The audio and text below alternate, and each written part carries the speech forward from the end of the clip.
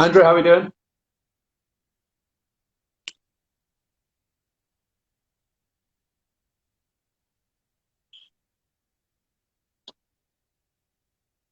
Volume?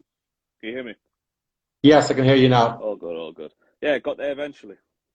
Yeah, is Emma in there? I think she's just requested to join. And Hello. there we go. So Emma, how are we doing? Good. How are you doing? Everything is great. I love that American twang. It's really No. coming along. I know my parents always say it to me as well, my friends when I go home. I'm Very trying to good, not do very it. good. No, brilliant. No, look, obviously, I appreciate you coming on here. I think we've had a few boys now in the past few weeks, but it's really good to get a girl's perspective on the journey and the route. And yet again, I think your route is something that you've had a lot of ups and downs. Mhm. And hopefully what's going to come ahead of you is going to be big things. So, Andrew, I'm going to let you take this away to start off, just the introductions. yeah, absolutely no bother at all. First of all, thank you for joining us, Emma, on our latest live session. I'm not sure if you've seen any of the rest, but it's to kind of give aspiring student athletes a bit of insight into what it takes both during the recruitment process and obviously as your time as a student athlete. Um, I think there's one place to start, and it's kind of giving our viewers like a bit of insight into your background in Ireland, whereabouts you're from, and what age you got into football. Yeah, of course. I just want to thank everyone for joining and also to Stephen and Pass for Soccer, who at the time helped me to kind of just achieve like my dreams. So I started playing soccer when I was about 4. My brother actually started playing, and then I decided that I wanted to join, and my parents, they were like, okay, whatever, like not thinking that I would stick to it.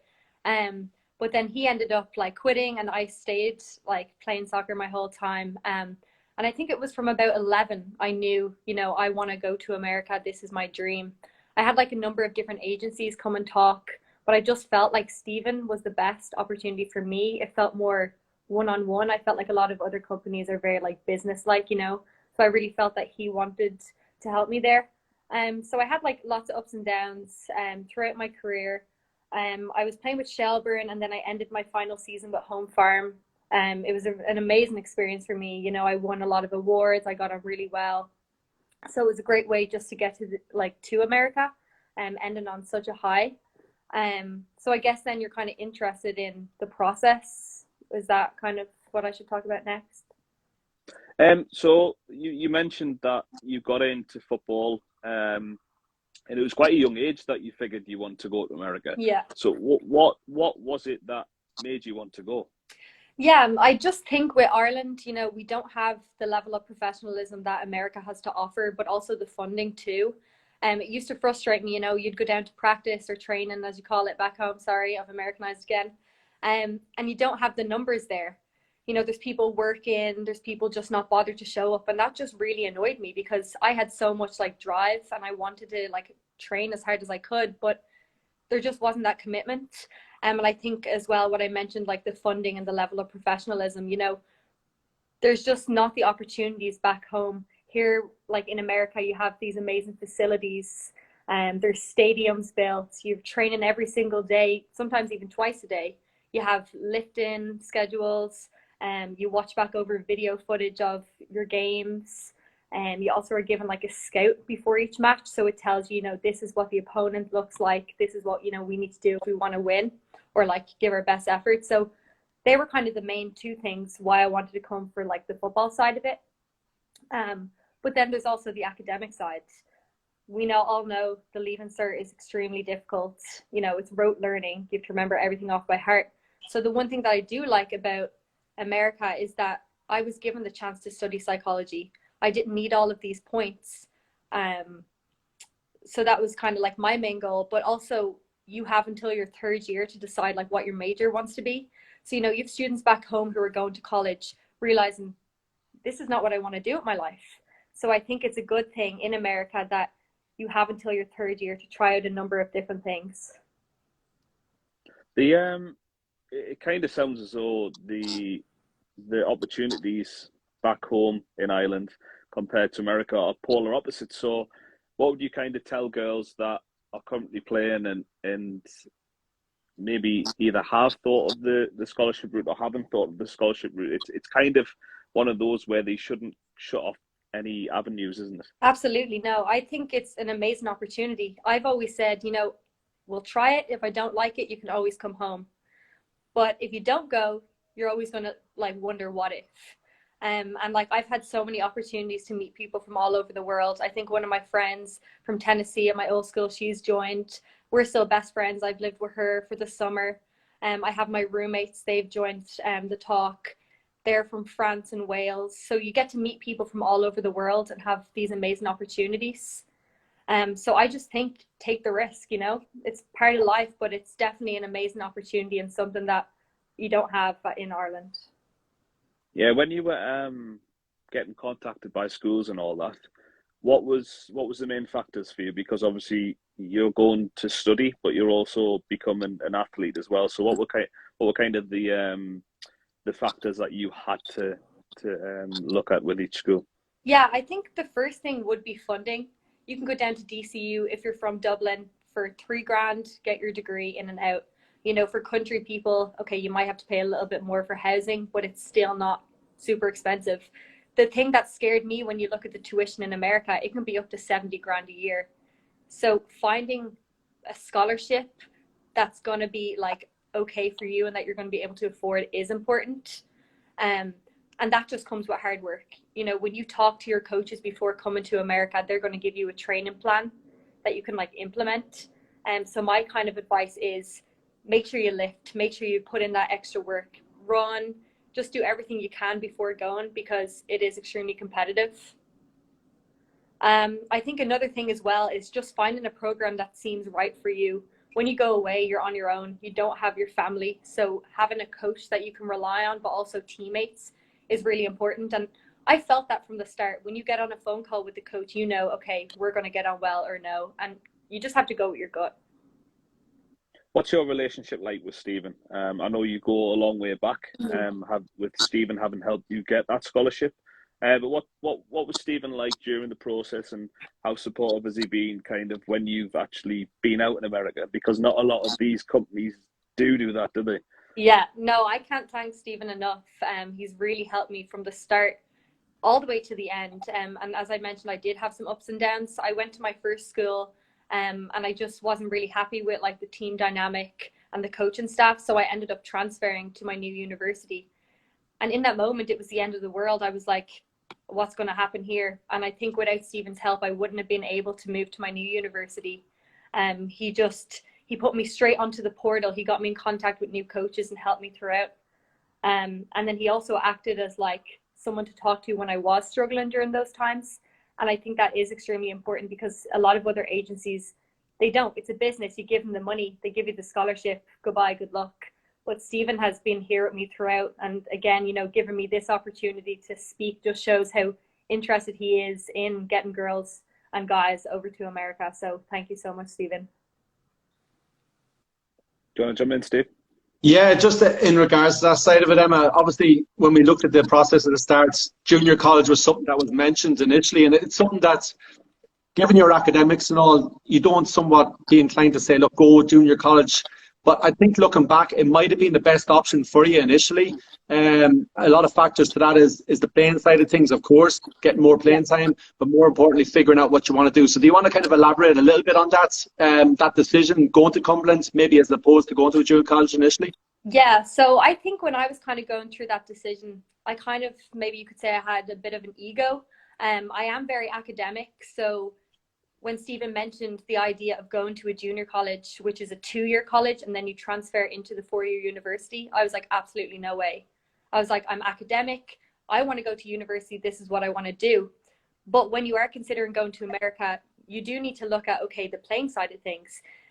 I, technically wise, was ready for Cumberland, but mentally, I don't know if I was fully there. So I think if you do get the opportunity for a junior college, don't rule it out. Because I've had a number of friends. I think Michelle, she went to a junior college, had a great time, and she's now playing D1. So if your end goal is D1, just because you go to a junior college, that doesn't mean that your dreams are going to be crushed. So I would definitely consider it. And that's something that we talk about in the process, especially with a lot of 17, 18-year-olds. It's a 4-year process, and everybody wants that big move right away. So yet again, let's talk a little bit about the transition. You know, it is a case after 1 year, right? You had to up sticks, move to a new state and all that. What was that kind of adjustment like? And obviously the transition there for the next 3 years at Mount Olive. Yeah, I think once I moved to Mount Olive, it was, you know, everything that I wanted. You know, when I was at Cumberland, I did meet amazing people. One of my friends, she was a 4th year and she's actually now playing for Birmingham City. So that just goes to show the level that you're playing with. And I did have a good time, but it just wasn't right. So I said, I'm going to move. But after transferring then to Mount Olive, I had an amazing coach. He was just so supportive for everybody. The one thing I did find hard though is, you know, you're living on top of people. We know girls, we can be extremely bitchy. So I didn't want to stay with like the soccer team because it just came too much. So I'm actually living now with girls on the golf team and also who were on the soccer team prior. So I just think it's about, you really need to want to be here. It can be difficult at times, but at the end of the day, like, you are living your dream. Of course. And just in regards to, you know, you look at Cumberland University, you look at Mount Olive, everybody always judges places on locations. And don't get me wrong, both places are a little bit more remote. Can you kind of give people a bit of an insight into, right, look, the way it is over there, the small towns, university vibes, that side of things? Yeah, so when I was first thinking about coming to America, I was like, I'm going to live in California or Florida on a beach in a massive university with sororities, fraternities. You know, we look at all these movies and it kind of gives a false perception of what university is. I'll be honest, I'm in a small university in the middle of nowhere. We have a pickle factory. We're known for our pickles, full of farms. There's not a lot of people. We're about 1 hour from the city, 30 minutes from the main stores and food places. So if you ever asked me, like, would you live there? I'd say no. But it's amazing because it's the people that actually make this experience. You have people from all over the world who are going through the same things as you. And that's what I tell every recruit who is looking to come to UMO. I say, okay, we are in the middle of nowhere, but we have that family dynamic. And that is something that I need as an international because I don't have my family. I remember my coach told me that the town actually looks like the movie Cars. And I kind of was like, okay. But then when I actually got here, like, it really does. You have the town, there's like no stores that are open. But I love it here. Like, I don't want to leave. Yeah, and that is the environment. And look, just based on your time at Mount Olive right now, leading up to graduation in May, how has the experience been football wise, and then more importantly, the education side of things? Yeah, so football, there was ups and downs. I had some very good times, other moments where I got a little bit frustrated that I wasn't playing. Again, I scored some good goals, had some good assists. We went to conference, which was a great experience. But then again, on the other side, I also like struggled for one of the semesters. I had really bad like anxiety when it came to sport. So I had to overcome that myself. But throughout, my coach, he was amazing support for me. So I can't thank him enough for that either. And then also, I kind of thought that it was the end of the world when soccer was coming to the end. So I started training with some of the other girls in the university who run track and field. And the coach actually offered to allow me to join the team. So now I'm finished with the soccer side of it. And now I've had this new opportunity and this new journey where I'm going to run track and field at Boca Raton in Florida for the next 2 years at grad school. So never in a million years did I think that this would be open, but I took every opportunity that I got.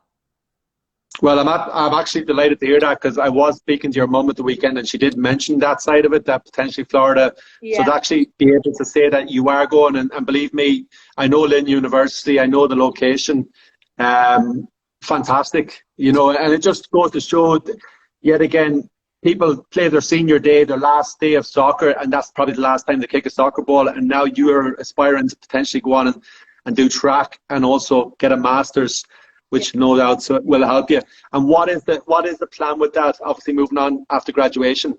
Yeah, so my degree that I'm doing is clinical mental health counseling. It's a 2-year program, but it's like fall, spring, summer. So I'll actually be there for the summers, which I can't really complain. I'll be in the heat. So that will be a 2-year thing. And then after that, I'm hoping to apply for an OPT, which allows you to work in the US for 12 months after you complete your degree. And then from there, you'd hope that you get a work visa. Otherwise, I'll have to come home. But I'm just taking, you know, every opportunity that I get. Fantastic. And I remember at the start of the process, Florida was one of the places that you had singled out to say, look, I'd really like to go to that area. And yet again, it's 4 years later and you're going to make that step. And you touch on, you know, the experiences of outside of university. Can you give us some insight into maybe spring break, traveling, going back to Tennessee, etc.? That, yeah. You know. So I've had a lot of different opportunities. Over Thanksgiving, I got to go back to Tennessee and stay with one of my friends, Kenzie, who was on the team. I also, during COVID, I wasn't able to really go home. There wasn't a lot of flights. So I lived with one of my old teammates from Cumberland for the whole summer. I didn't get to go, I didn't go home. And she had a beach house in Florida. So I had those experiences of traveling there. Also, I'm a psychology major. So I got to make up my own research. So I went to Hilton Head in South Carolina. We stayed in a resort there. There was a pool, the beach, and I got to present. Spring break, I think my freshman year, we went to Florida. That was amazing. That was like the movies, I have to say. But then with COVID, it actually ruined our plans. And then this year, because of COVID, we didn't have a spring break. So I only got one official year of it. But it was amazing. And I've just had so many opportunities. And that's what we tell people though, Stephen, isn't it? Yeah, look, it is. They go on about the land of opportunity, and as much as America can get bad publicity sometimes in the news, and that's when it comes to the university aspect side of things, and yet again, you've gone over on a soccer scholarship, and now all of a sudden you're going running track. I have no doubt that when people back home will look at this, I have no doubt to say, and it's nothing against you, Emma, that you would not have had this transition after U19s in Ireland, in the League of Ireland, of what you're doing right now. Not at all, no. It doesn't relate at all. And I just knew I always wanted to travel. I could have went to DCU, but I just, you know, you have the Irish culture, people going down to the pub. And I just think there's a big world out there. And I just wanted to travel and make it happen. Another thing I will say is in terms of the education, I'm a person who is very into my soccer, but also I have the academic side of it. So I was given the opportunity to be a writing center coach. So I help students who are struggling with their academics, and I get paid for that. So if you're like me, you can actually get a job doing something similar. But then for students who are struggling, you know, they might be into the soccer, but more not really the academic side. They can use these resources on campus. Fantastic. Andrew, anything from you? Yeah, I think it's probably important because we've still got quite a lot of people on here. What's either one bit of advice or a few bits of advice that you'd give people that want to go down the route, whether it's on the academic front or preparing themselves for being independent out in America or anything else? What would you tell them? Yeah, I guess I have a couple of things. My first would be just take all the opportunities that you get and just be brave. As I said, if you don't like it, you come home. Another thing is I didn't realize how serious that the Americans do take the sports over here. Back home, you know, you're training twice a week and that's it, but that's not enough if you want to come to America. I'd recommend, if you are thinking about it, to get to a gym, to, you know, work on technical work every day yourself, and just to improve yourself as both a player and a person, and also your academics. The other thing I would say as well is the process is hard. I was trying to sit my SAT exams, which are the exams that you need to come over to America. It's difficult trying to balance both and study for them while studying for the cert. So I would just say start the process as early as you can and just use your resources, and just know that Stephen will be there throughout. You so having lived in you will have lived in 3 different states. Yeah. Having been at Cumberland and then Mount Olive and then your transition to do your masters. Do you kind of count yourself lucky? Because some people go to America and stay in the same location for 4 years. Oh, absolutely. I'm so grateful for all of these opportunities that were given to me. But as I said, I made them happen. I think a lot of people see, you know, Emma Campbell, oh, she's living the dream. They see my Instagram. But at the end of the day, it came down to my hard work and my desire to make this dream reality, you know. Yeah.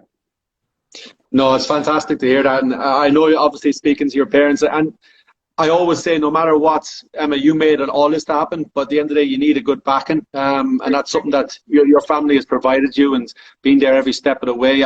There's a lot of clients I deal with, and I just deal with them, and their parents play no part in it. But at the end of the day, you've got to be funded financially in every way. So, yet again, you've done the work since going over there, and it's provided these opportunities. And as I said, it's just to actually go down the route of doing track now is unbelievable. And now that you can just say, well, and the soccer's done, I'll move on to a different area. Yeah. And I've no doubt, what does the future hold for you in regards to with the Masters that you're going to be doing and potentially going forward long term? Yeah, honestly, I'm not sure like what I want to do exactly. I know my parents want me to come home, my friends want me to come home, but I can't really guarantee that. I do have an American kind of boyfriend, you can say. So he wants me to stay in America. But I'm just going to see what opportunities come my way. After the Masters, I'm going to try and, get my clinical hours and just go from there. Again, I didn't think I was ever going to run track, but now last minute, I've got this amazing opportunity. So I think it's just about working hard in the moment and the right things will come to you. So I really haven't sure what I want to do for the future, but maybe a PhD, or I might just start working. I'm really not sure. Yeah, and yet again, no decision will be a bad decision, because I think everything that you've done up to this point has been on track. Mm-hmm. In regards to obviously the playing side of things, just so Irish girls are aware, I know you came back home during the summer sometimes and you ended up playing League of Ireland, so that is also an option as well, is that right? Oh yeah, for sure. I came home actually and trained with Kilkenny back when they were a team, so that really helped me. And then one-to-one training. They're based in Selbridge. They actually do one-on-one sessions with players. So that was a really good experience just to get those extra touches in, and also for like confidence for myself. But your coach will give you a training plan over the summer for every day that you'll have to complete. And they'll also do like Zoom sessions to touch in. You can also talk with your teammates. So you're not going to be alone. Yeah. Okay, Andrew, anything else from you? All good. I think we've covered all bases there. That's yeah. No, look, Emma, as I said, I kind of knew this would flow by, because you are very confident in how you present yourself, and yet again, just for people that are kind of tuning in, this is a route that started 5 years ago, and went to Tennessee and transferred to Mount Olive, and now is going to Florida to run track and do a Masters. So, yet again, you're a prime example of what some of these girls aspire to. Some of them are currently living that right now, but yet again, there has been ups and downs, but you've overcome every obstacle. So all credit to you. I know obviously your parents are planning on coming over now for graduation, all going well in May, is that right? Yeah, I'm hoping that they never got over to North Carolina, and I qualified for one of my races in conference, so I'm hoping that they'll be able to watch me. And then we're going to road trip to Nashville to stay with my friend from Cumberland, and then to Florida to her beach house. So you can just see the opportunities that I've gotten. Yeah, fantastic. And look, I hope anybody that watches this over the next 24 hours or that, or looks back at it, and especially female players, and it's something that, the boys, no problem, they'll up sticks and they'll come over to the US and they'll give it a go. But I think there's a bit more hesitancy with the girls. But yet again, look, you've grasped it with both hands. And I just feel there is more and more that are taken to this. So yet again, if people that are watching this or maybe want to reach out to Emma at some point, she's always there as a line of communication as well. So I really appreciate that. Yeah, of course. And then just the last few things that I want to say is there's a lot of people I know that didn't join an agency. You are able to come over to America by yourself and try and talk to coaches, but there is a lot of different divisions, as we talked about. We have the junior college, the NAIA, NCAA, which is just all foreign, when I was trying to read the differences, and I wouldn't have been able to do that without an agency. So thank you, Stephen, for that. And then again, just if anyone does have any more questions, there's probably 100 other things that I can cover. You can just follow me on Instagram and I'll be able to get back to everyone. Brilliant. Look, I really appreciate it. Yet again, if there's anything else, that we need to cover with you as you move forward from here, from this transition. But look, as I said, you're at a point now, you know it in the ins and outs of it, so fair play to you. Best of luck with Florida, graduation, everything else, and look forward to really following the next steps. Yeah, thank you so much, and thanks to everyone for joining. Thanks, no problem. Cheers. All right. Take care. Bye.